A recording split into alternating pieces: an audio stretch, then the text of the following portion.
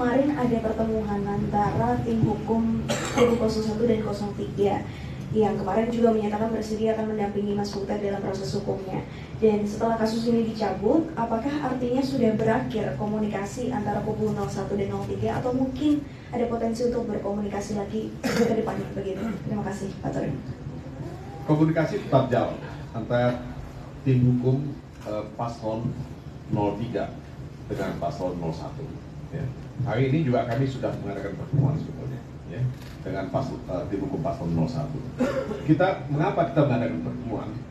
Karena kita melihat tingkat kecurangan itu semakin masif, semakin banyak, ya, dan semakin intens.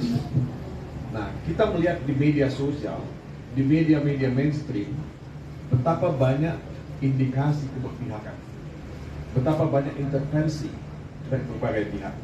Apakah itu pada tingkat desa dan tingkat kabupaten, ya, dan Pak Jokowi sendiri mengatakan dia netral, tapi dia tidak netral, dia berpihak.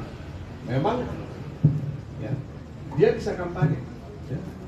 Dan dalam kampanye itu sebetulnya dia udah berpihak, tapi sebagai negarawan yang tidak lagi ikut dalam kontestasi politik, dia seharusnya berada di atas semua pihak. Nah, ini yang tidak terjadi. Jadi dalam masyarakat yang paternalistik seperti Indonesia, apa yang dilakukan oleh patronnya itu akan dilihat dan diikuti oleh kliennya yang di bawah. Nah, inilah implikasi dari pernyataan Presiden Jokowi yang bisa menjadi justifikasi untuk tidak netral pada tingkat lapangan. Jadi kalau ini yang terjadi, apakah pemilu itu akan betul-betul luber, langsung, umum, bebas, dan rahasia, jujur dan adil?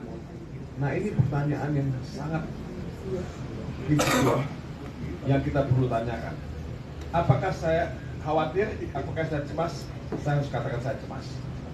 Saya tidak mengatakan saya tidak optimis, tapi saya cemas melihat masifnya pelanggaran yang terjadi sekarang ini. Nah, oleh sebab itu pertemuan kami, ya, tim hukum paslon 3 dengan tim hukum paslon 1 itu hanya untuk menyatukan persepsi bahwa kita sedang berhadapan dengan gelombang besar kecurangan yang terjadi pada proses pemilu dan pilpres ini, dan kita tidak ingin itu terjadi. Kita ingin menghentikan itu, kita ingin mengkonten itu, kita ingin memitigasi itu, ya. Sebab bagaimanapun hajatan kita untuk punya pemilu dan pilpres itu tidak bisa ditunda. Kita harus melakukan sirkulasi kekuasaan pada mereka yang betul-betul dipilih oleh rakyat secara jujur dan adil. Nah, jadi komitmennya hanya itu sudah, dan kita akan terus memelihara komunikasi.